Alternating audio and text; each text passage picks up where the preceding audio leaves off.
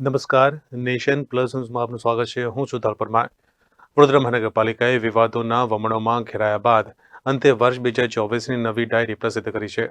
વડોદરા મહાનગરપાલિકા દ્વારા વર્ષ 2024ની નવી ડાયરી પ્રસિદ્ધ કરવામાં આવી છે.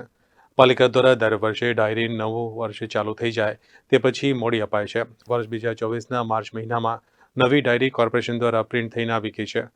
પાલિકાની ઇમેજ ડાયરીનું વિશેષ મહત્વ હતું.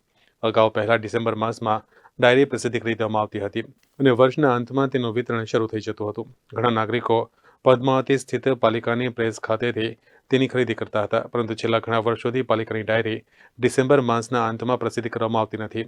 હાલ મેજ ડાયરી ફેબ્રુઆરી કે માર્ચ મહિના સુધી પ્રસિદ્ધ થાય છે. દરેક કાઉન્સિલરોને 60 ડાયરીનું વિતરણ કરવામાં આવે છે.